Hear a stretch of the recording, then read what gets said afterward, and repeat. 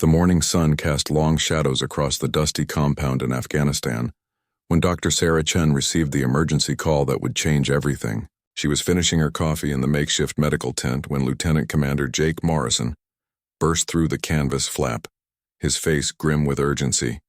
"Doc, we need you now," he said, his voice tight with tension. "There's been an incident at the village school. Multiple casualties, and the locals won't let our medics near." Sarah had been working with the Navy SEALs for 3 months as part of a humanitarian mission in the remote Helmand province. The 34-year-old pediatric surgeon from San Francisco had volunteered for the deployment after losing her younger brother in a terrorist attack back home. She believed that healing children in war zones was her way of fighting back against senseless violence. The helicopter ride to the village took 20 minutes, but it felt like hours.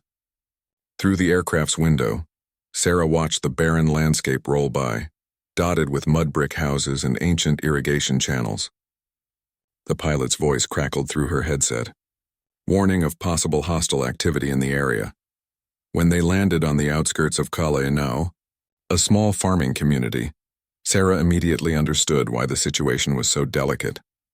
A crowd of angry villagers surrounded the school building, shouting and gesturing at a group of heavily armed Taliban fighters who had taken defensive positions behind concrete barriers. The militants had apparently attacked the school earlier that morning, but something had gone wrong with their plan. Lieutenant Commander Morrison briefed her quickly as they approached the perimeter. "Intelligence says they were trying to plant explosives, but there was some kind of accident. Several of their own people got hurt, along with some children who were arriving early for classes. The Taliban won't let our medics help, and they're threatening to execute any foreign soldiers who come closer." Sarah studied the scene through binoculars from their position behind an abandoned truck. The school building showed signs of damage from a partial explosion. Smoke still drifted from broken windows, and she could see figures moving inside, some clearly injured and struggling. "What about the children?" she asked, her heart racing as she thought about the young victims trapped inside. "We count at least 8 kids ages 5 to 12. Some are hurt bad, Doc. But those Taliban fighters have enough firepower to turn this into a bloodbath if we make the wrong move." The SEAL team had set up a perimeter around the area, their weapons trained on the militant positions. The tension was thick enough to cut with a knife. Every few minutes, shots would ring out as nervous fighters on both sides fired warning rounds into the air. Sarah watched as a small girl appeared briefly in one of the school's broken windows. The child was crying, blood visible on her torn uniform. The sight hit Sarah like a physical blow, reminding her of the children she treated back home, children who should be safe in their classrooms instead of caught in the middle of a war. "There has to be something we can do," she said, her medical training overriding her fear. "Those kids need help now, not after some lengthy negotiation." Morrison shook his head grimly. "The village elder tried to mediate, but the Taliban leader is apparently some kind of fanatic. Says he'd rather die than accept help from Americans, and he's got enough explosives left to bring down what's left of that building."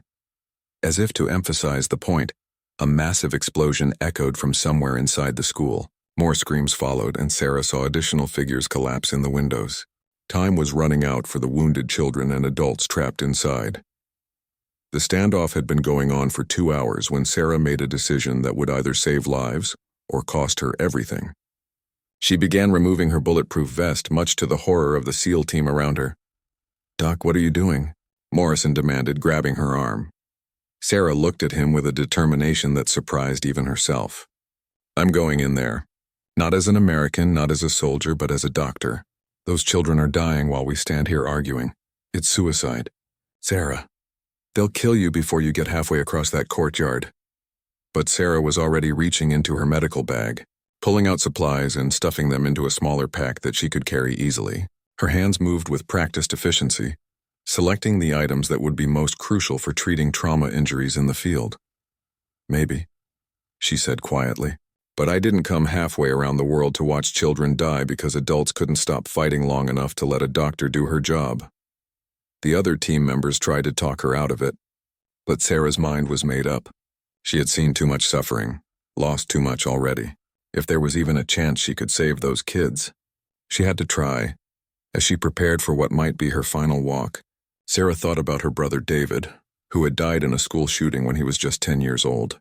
She had become a doctor because of him. dedicating her life to saving children who reminded her of the little boy she couldn't save. The morning sun climbed higher, casting harsh shadows across the battleground that had once been a place of learning.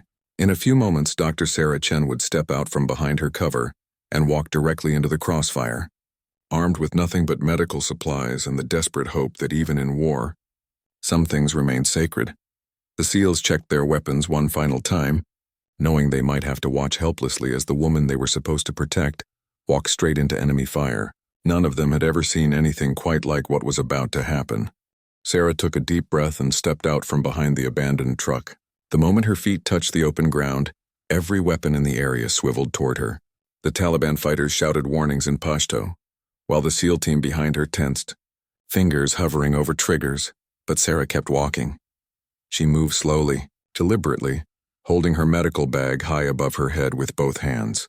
The red cross emblazoned on the white fabric caught the morning sunlight, a universal symbol that transcended language and politics.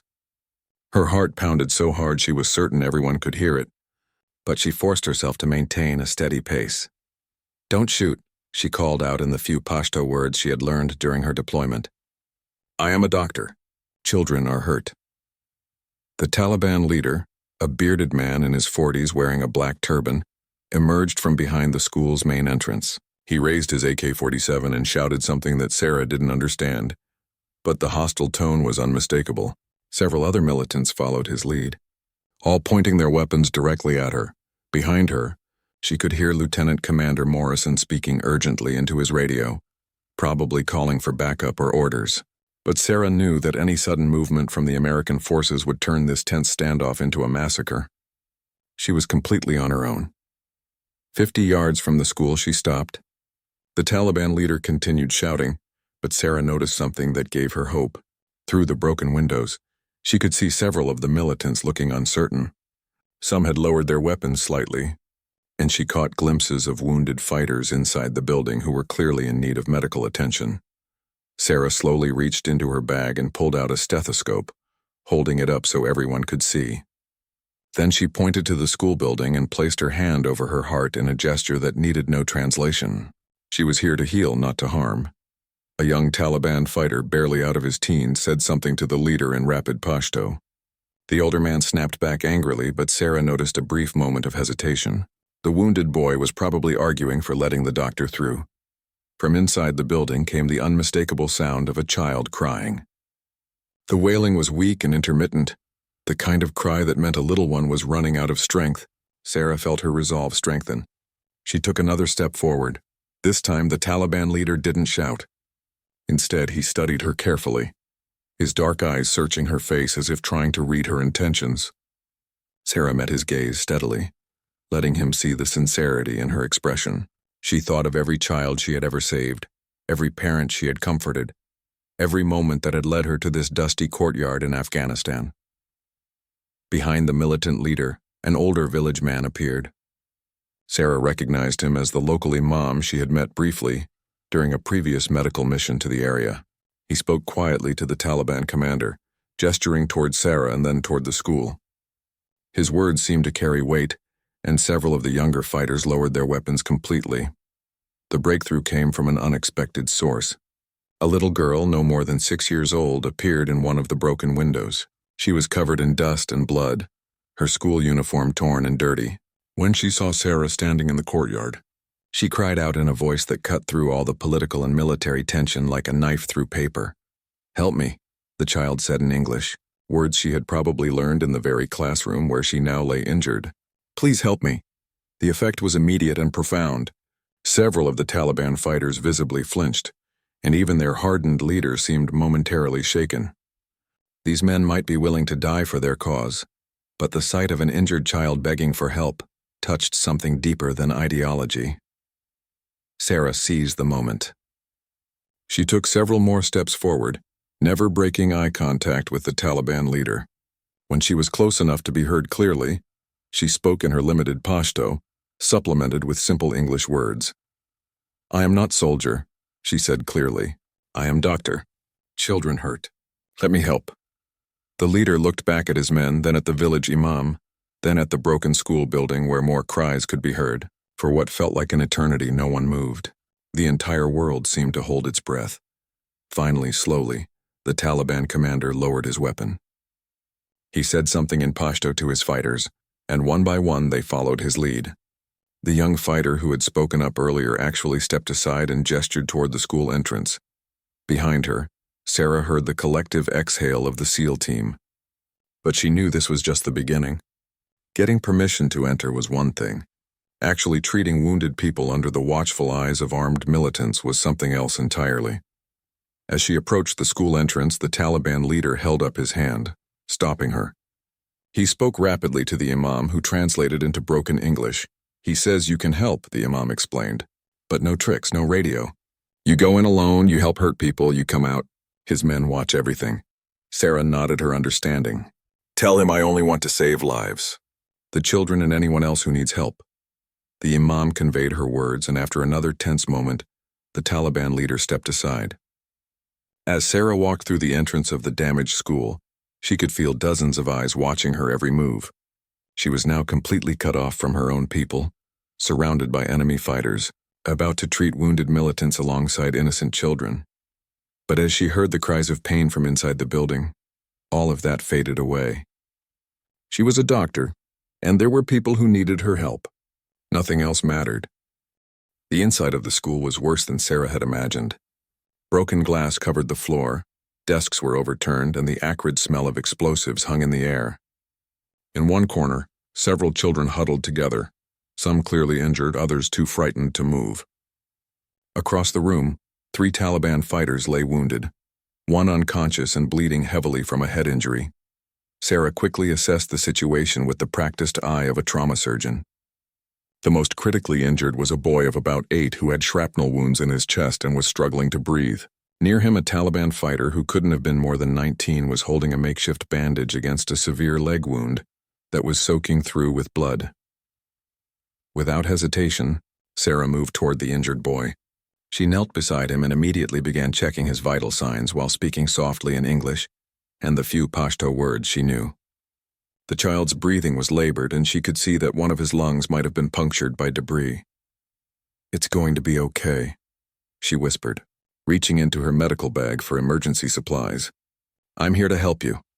As she worked to stabilize the boy's breathing with a chest seal, Sarah became aware that several Taliban fighters had moved closer to watch. Their leader stood just a few feet away, his weapon still lowered but ready. She could feel the tension in the room, knowing that any wrong move could reignite the violence. The injured Taliban fighter caught her attention with a weak groan. Sarah looked at him, then at their leader, unsure of the protocol. Would treating enemy combatants be seen as helping the enemy, or as honoring her medical oath? The leader noticed her hesitation and spoke sharply to his wounded comrade. The young fighter replied weakly, and after a brief exchange, the commander looked back at Sarah and nodded toward his injured man. Sarah understood. She was being given permission to treat everyone who needed help, regardless of which side they were on. Working quickly, she moved between patients, applying pressure bandages, administering pain medication from her limited supply, and providing basic trauma care. Her hands moved with practiced precision, muscle memory taking over as she fell into the rhythm that had sustained her through countless emergency situations back home. The wounded Taliban fighter was losing blood rapidly from his leg injury. Sarah realized she needed to act fast to save his life. She applied a tourniquet and began cleaning the wound to assess the damage. As she worked, the young man spoke to her in halting English. "Thank you," he said quietly, his voice strained with pain. You help enemy." Sarah looked into his eyes, seeing past the uniform and the politics to the scared young man underneath. "You're not my enemy right now," she replied. "Right now, you're my patient."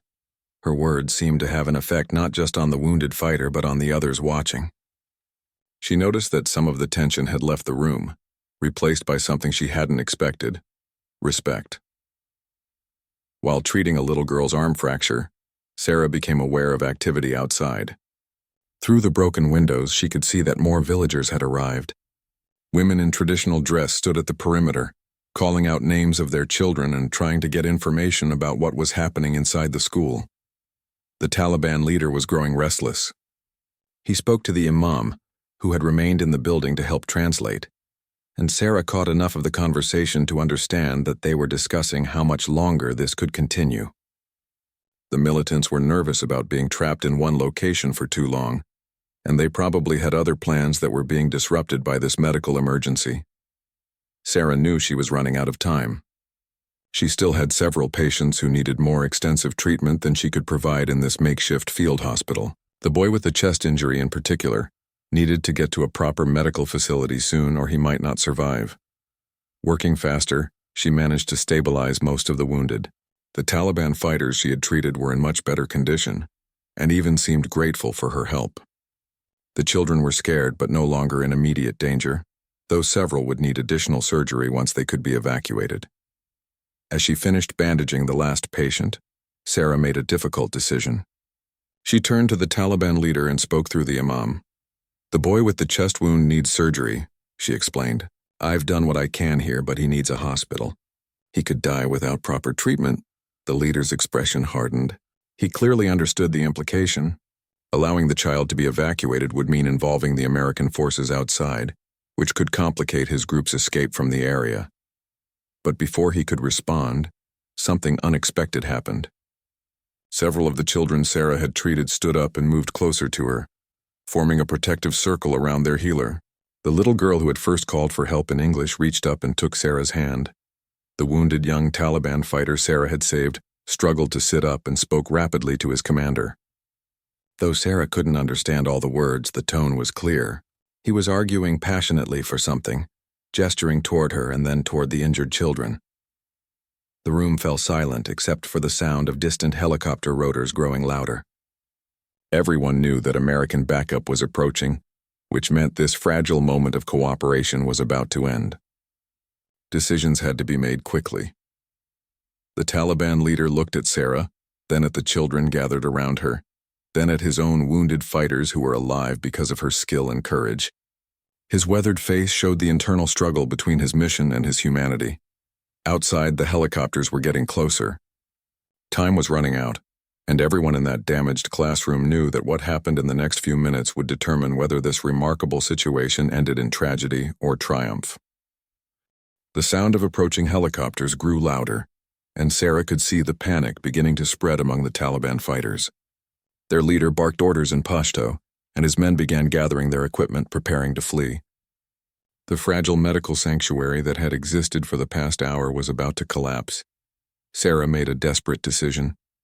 Still holding the injured boy in her arms, she stood and faced the Taliban commander directly. Through the imam, she made an offer that shocked everyone in the room. "Let me take the children to safety," she said clearly. "All of them. You can go wherever you need to go, but let me get these kids to a hospital. They have nothing to do with your war." The leader's eyes narrowed as he considered her words. Outside, the helicopters had landed and they could hear boots running across the compound. The American forces were taking positions, probably preparing for a rescue attempt or an assault. The wounded Taliban fighter Sarah had saved struggled to his feet, leaning heavily against a broken desk. Despite his injuries, he spoke with surprising strength to his commander. The conversation was intense and rapid, with several other militants joining in. Sarah could sense this was a crucial moment, but she couldn't understand what was being decided. Finally, the leader held up his hand for silence. He looked at Sarah one more time, then at the children still clustered around her. His expression showed the weight of a decision that went against everything he had been taught about dealing with Americans. He spoke to the imam, who turned to Sarah with surprise evident on his face. "He says yes," the imam translated carefully. "You take children, but you walk out slow, hands up. No soldiers come in until his men are gone." Sarah felt a rush of relief and gratitude. "Tell him I understand. Thank you for trusting me." But the Taliban leader wasn't finished. He spoke again, more urgently this time, pointing toward the back of the school building. The imam's face grew troubled as he listened. "There is problem," he explained to Sarah. "His men planted explosives before the accident. Still dangerous. Timer was damaged in explosion. Could go off any time. Building not safe." Sarah felt her heart sink. The school was essentially a giant bomb that could detonate at any moment, and she was surrounded by wounded children who couldn't move quickly. Getting everyone out safely would require perfect coordination and a lot of luck. The Taliban commander made another rapid decision. He pointed to two of his least injured men and spoke sharply. They immediately moved toward the back of the building where the unexploded devices were located. Sarah realized they were going to try to disarm their own bombs to give everyone more time to escape. Outside, a voice spoke through a megaphone in English. "This is Lieutenant Commander Morrison. Dr. Chen, if you can hear this, we're ready to assist with medical evacuation. Confirm your status." Sarah looked at the Taliban leader, who nodded grimly. He understood that communication was necessary to prevent his men from being shot as they tried to leave. "I need to tell them what's happening," Sarah said through the imam, "so they don't start shooting when your men come out." The leader hesitated, then walked to one of the broken windows. In heavily accented but understandable English, he called out to the American forces. "Doctor is safe. Children hurt need help. We leave peaceful. No shooting if you know shooting." There was a long pause before Morrison's voice came back through the megaphone, clearly shocked by this turn of events. "Understood. We will hold fire if you release the hostages and surrender your weapons." "No surrender," the Taliban leader replied firmly. "Children go free. Doctor go free. We go different way. No more fighting today." Sarah could imagine the frantic radio conversations taking place among the American commanders. This kind of negotiated withdrawal wasn't in any military manual, but the lives of innocent children were at stake. The two Taliban fighters returned from the back of the building, speaking rapidly to their commander. From their expressions and gestures, Sarah gathered that disarming the explosives was more complicated than expected. Time was running out. The leader made what must have been the hardest decision of his life. He looked at Sarah and spoke in careful English. "Building very dangerous. Bombs could explode soon. You take children now, go fast. My men stay, try to stop bombs." Sarah stared at him in amazement. He was essentially volunteering his fighters to remain with unstable explosives, while she evacuated the children to safety. It was an act of sacrifice that transcended the political divide between them. "Come with us," she said impulsively. "You don't have to die here." The leader smiled sadly and shook his head. "This our mistake. Children should not suffer for our war. You go now, quick." He turned to his men and gave rapid orders. The wounded Taliban fighter that Sarah had treated limped over to her and pressed something into her hand. It was a small wooden toy carved in the shape of a bird. "For remembering," he said in broken English. "Good doctor." "Thank you." Sarah felt tears stinging her eyes, but there was no time for emotion. The building could explode at any moment, and she had 8 children to evacuate. She quickly organized the kids, carrying the most severely injured boy while the others who could walk stayed close to her. As she moved toward the entrance, Sarah turned back one last time. The Taliban fighters had spread out through the building, working desperately to locate and disarm the remaining explosives. Their leader stood watching her go, his weapons set aside. His hands raised to show the Americans outside that he meant no immediate harm. It was a scene that would haunt her for the rest of her life. Enemy fighters risking their lives to save innocent children, while she walked toward safety, carrying the victims of a war that seemed to have no winners, only casualties on all sides. Sarah stepped through the school entrance carrying the wounded boy, with 7 other children following close behind her. The moment they appeared, she could see the SEAL team members lower their weapons slightly, though they remained ready for any sudden changes in the situation. Lieutenant Commander Morrison spoke into his radio, calling for immediate medical evacuation. Within minutes, a helicopter equipped with medical facilities was landing in the compound's courtyard, kicking up clouds of dust that made everyone squint and cover their faces. But even as the children were being rushed toward safety, Sarah's mind remained focused on the men still inside the building. She could see them through the broken windows, working frantically with the explosive devices. The Taliban leader caught her eye one last time and gave her a slight nod, silently telling her to go and not look back. As the medical helicopter lifted off with the most critically injured children, including the boy with the chest wound, Sarah finally allowed herself to feel the full weight of what had just happened. She had walked into enemy territory unarmed and alone, and had somehow managed to create a moment of peace in the middle of a war zone. Morrison approached her, his face showing a mixture of relief and disbelief. "Doc, what you just did in there, I've never seen anything like it. How did you get them to let you treat their wounded?" Sarah looked back at the school building, where the Taliban fighters were still working against time to prevent a catastrophe. "I think they remembered that before they were fighters, they were human beings. And human beings don't let children suffer if they can help it." The answer came 15 minutes later. A massive explosion rocked the compound, sending debris flying in all directions. The remaining portion of the school building collapsed in a cloud of smoke and dust. Sarah's heart stopped as she realized what had happened. When the dust settled, there was nothing left of the back section of the building where the Taliban fighters had been working. The explosion had been contained to that area, preventing it from spreading to where the children had been. But the men who had stayed behind to disarm the bombs had paid the ultimate price. The compound fell silent except for the settling of debris and the distant sound of helicopters. Even the hardened SEAL team members seemed affected by the magnitude of what they had witnessed. Enemy combatants had sacrificed their lives to protect innocent children and the American doctor, who had shown them mercy. Sarah found herself holding the small wooden bird that the wounded Taliban fighter had given her, her hands trembling as the reality of the situation sank in. These men, who had been labeled as terrorists and enemies, had shown more humanity in their final moments than many people she had known in peacetime. Morrison received a radio message and approached Sarah again. "The children are all stable. The boy with the chest injury is going to make it thanks to your quick work in there. The other kids have various injuries, but nothing life-threatening." Sarah nodded, but her eyes remained fixed on the rubble where brave men had died trying to undo the damage they had caused. "What about their families?" she asked quietly. "The Taliban fighters. They had families too." Morrison didn't have an answer for that. In war, enemy casualties were usually just numbers in a report. But what had happened today had changed something fundamental in how everyone present viewed their supposed enemies.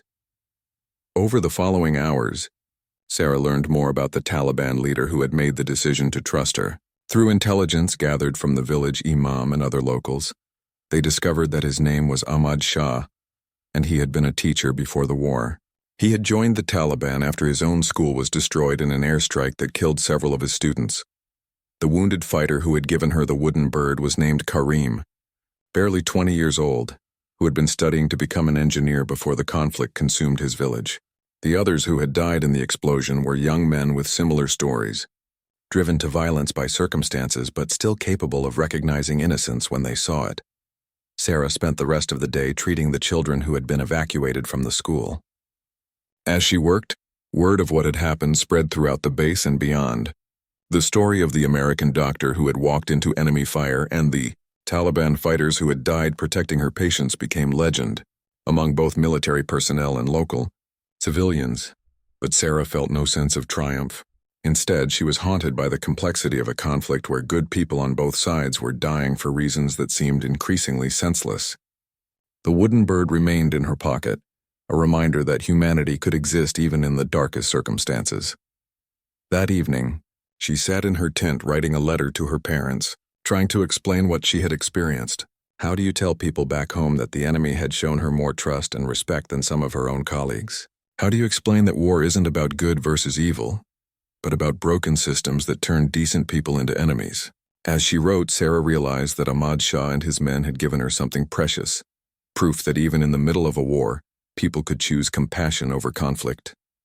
They had sacrificed their own lives to protect children who had no part in their struggle, and in doing so, had shown that the human spirit could transcend any political divide. The story was far from over. Tomorrow would bring new challenges, new patience, and new reminders of the cost of war. But Sarah knew she would never forget the day when enemy fighters lowered their weapons and trusted an American doctor to save the innocent, even if it cost them everything. 3 weeks after the incident at the school, Sarah received an unexpected visitor at the medical compound. An elderly Afghan man in traditional robes approached the entrance, accompanied by a young woman in a bright blue head covering. The guards were initially suspicious, but the man presented a letter written in both Pashto and English. Sarah was called to meet with them, and through a translator she learned that the elderly man was Ahmad Shah's father, and the young woman was Karim's sister.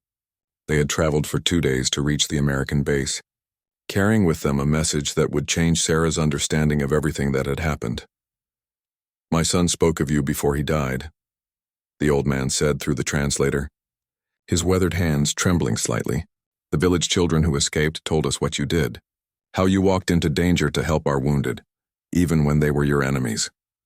Karim's sister, whose name was Zara, stepped forward and handed Sarah a carefully wrapped package. Inside was a collection of wooden carvings, similar to the bird that Karim had given her but more elaborate. Each one depicted a different scene: children playing, families gathered for meals, farmers working in fields, teachers in classrooms. "Before the war, my brother made these," Zara explained in careful English. "He wanted to be an artist after finishing his engineering studies. These show the life he hoped Afghanistan would have again someday." Sarah examined the intricate carvings, each one a testament to hope and creativity that had somehow survived in the middle of a brutal conflict. "They're beautiful," she said softly. "He was very talented." Ahmad Shah's father reached into his robes and pulled out a folded document covered in careful handwriting. "This is a letter my son wrote the night before he died," he said. He could not sleep, so he wrote his thoughts about what happened with the children. The translator read the letter aloud, and Sarah found herself crying as she listened to the dead Taliban leader's words. "Today I met an American doctor who reminded me why I became a teacher. She showed me that healing is stronger than hatred, and that protecting children matters more than politics. I do not know if what we have done today will change anything about this war, but I know it changed something inside me. If I die tomorrow, I want my family to know that I remembered what it means to be human, because of her courage." The letter continued with instructions for his fighters to seek peace whenever possible, and a request that his family try to build bridges with Americans who showed respect for Afghan people and culture. Sarah wiped tears from her eyes as the translator finished reading. "I wish I could have known him better," she said. "In different circumstances, I think we could have been friends." The old man smiled sadly. "Perhaps that is why this meeting was arranged by God, to show us that friendship is possible, even between enemies." Over the following hour, the three of them shared stories about their loved ones, their hopes for Afghanistan's future, and their shared belief that children should grow up without fear. Sarah learned that Ahmad Shah had been supporting an underground school for girls in his village, and that Karim had been sending money to help orphaned children. Before leaving, Ahmad Shah's father made an unusual request.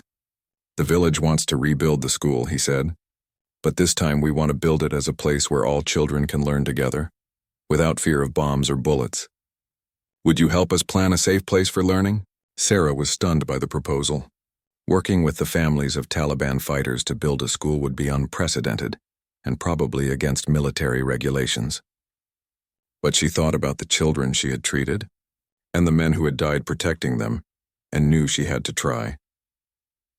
Over the following months, Sarah worked with military leaders, aid organizations, and village elders to develop a plan for the new school.